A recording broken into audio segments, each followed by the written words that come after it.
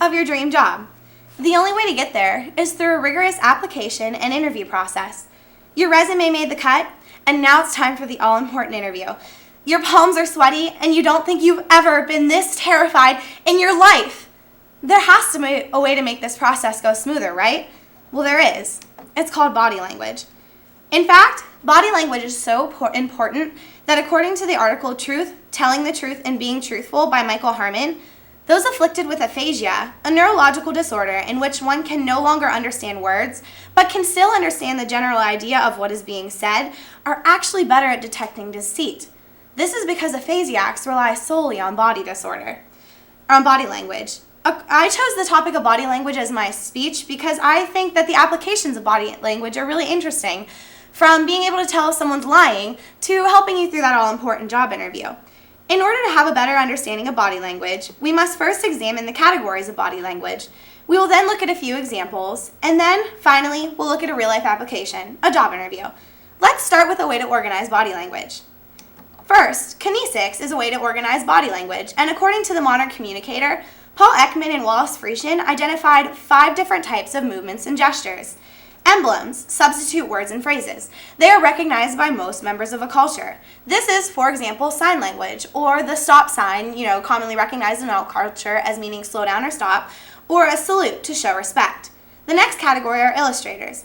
These are used to emphasize and clarify. For example, we shake our fists to emphasize that we're angry, or we point at something to indicate that we want it or that we're talking about that particular item.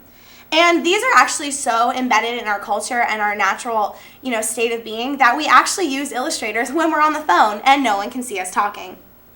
Next, we have regulators. And according to Aaron Brehoove in his book, Body Language, a regulator controls the flow and pace of a conversation. These are used to direct the conversation, and they also help establish turn-taking. These can be like taking a step back to show that you want the conversation to be finished, turning your head, or yawning to indicate the same. And then finally, we have affect displays. Affect displays display your emotional state. They can be conscious, like slouching to show that you're sad, or unconscious. An example of an unconscious affect display is something called a micro-expression. These last anywhere from 1/15th to 1/20th of a second, and what they are is just a facial expression that you have no conscious control over. They happen whether you want them to or not.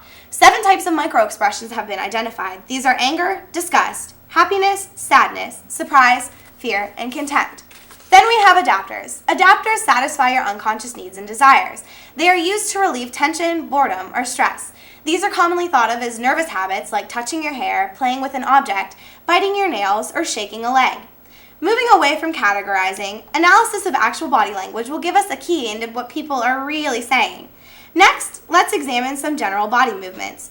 Let's start with posture. According to Christine Cobb, the professor of dance here at Youngstown State University, good posture is when your body is in biomechanical efficiency, meaning your head is in line with your ribs, is in line with your hips, is in line with your knees, in line with your ankles. This gives you an aura of confidence and well-being, and it makes you seem more intriguing. So when you walk into a room, people will know that you're confident in yourself. And another indicator of posture is your spine. When you push your spine away from someone or to the side, it means that you're done talking and you don't want to have that particular conversation any longer.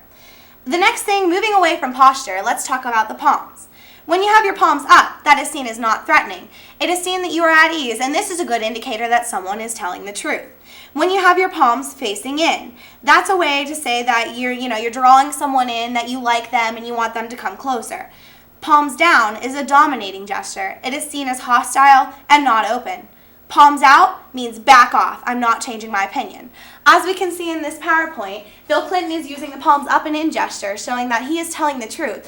And he wants you to come in and he wants to be a more likable figure. And the second man has his palms out and down, showing that he is not changing his opinion and he is set in his ways.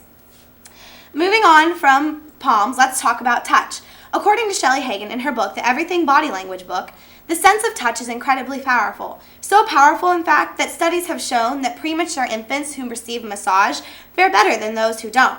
Self-touch is seen as a way to soothe nerves. For example, a lot of times when people are nervous or upset, you'll see them running their hands in their hair, along the back of their neck, touching around their mouth and their chin, or wringing their hands or hugging themselves. One really good indicator of a lie is when someone touches one hand to the back of their head. Now that we know how to categorize and analyze, let's see how that can help us out in a real-world situation. Finally, let's take a look at a real-life application, a job interview. So when you go into the job interview, the first thing that you're probably going to do is give a handshake. You want to make sure that the handshake is proper because, like they say, first impressions are really lasting. What might happen is that the interviewer will stick their hand out in a palm down manner. Like we said earlier, palms down are seen as dominating and palm up is seen as inferior. So what you want to do if your interviewer sticks their hand out in a palm down manner, you've got two options. You can either stick yours in a palm up, showing that you understand that they are in charge, that this is their interview and they are the boss, or you could put your hand out in a vertical manner, saying that you're confident in yourself, and when they try to shake your hand, if they twist your hand this way, it's okay to fight that twist. But never put your hand out in the palm down manner, because that will make it seem like you think you're more important than the boss, and in this case you most definitely are not, because they are the ones who are offering you the job, not vice versa. The next thing you'll do is take a seat.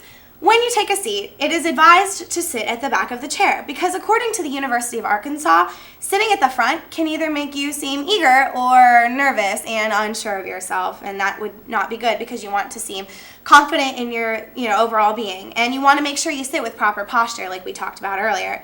The next thing to do is angle slightly in towards the interviewer. That will make it seem interested in what he's talking about. And the last technique for sitting is called mirroring, but this one you'll have to practice a little because if done wrong, it can be blatantly obvious. What mirroring basically is, if your interviewer asks you a question and then leans back in his seat a little bit, it's okay for while you're answering to lean back a little in yours. It makes you seem more approachable and likable to the interview, and you seem more compatible with each other. The last hint I have for a job interview is to look interested. What you want to do is tilt your head slightly to the side with a slight smile on your face. You don't want to be growling or scowling, and you don't want to have the cheesy fake smile. You want to have just the slight interested smile on your face, and you want to keep your hands silent. You do not want to be playing with your pen, you do not want to be flailing your hands everywhere, and you do not want to be playing with a briefcase. So taking a look at this picture, you can see that she's leaned slightly forward in her chair. She's got a slight smile on her face. She's got silent hands, and it's okay to put them up here because that is a thinking posture. That's what that's seen as. And she's got the slight head tilt to show she's interested in what he has to say. Applying what we've learned about the categories and general movements in body language, hopefully we can now navigate the interviewing process. Let me end by saying that today we discuss kinesics, be it emblems, which substitute words and phrases, illustrators, to help you emphasize and clarify your point, regulators, to control the flow and the pace of the conversation, affect displays, to show your emotional state, or adapters, to satisfy the unconscious needs and desires. We then talked about some general body language, how posture displays whether you're confident or not, how your palms show whether you're truthful, and then we talked about the power of touch and how important it is in satisfying, nervousness. Then we discussed practical tips for a job interview, how to properly shake hands, how to sit in your chair, and how to look interested to what your boss is saying. So next time you want to catch someone maybe not telling the truth, hopefully you'll look at their hands or where they're touching themselves. And then maybe next time you have that important job interview, I hope that you'll remember what you heard here today in this speech, and I hope you get your next dream job. Thank you.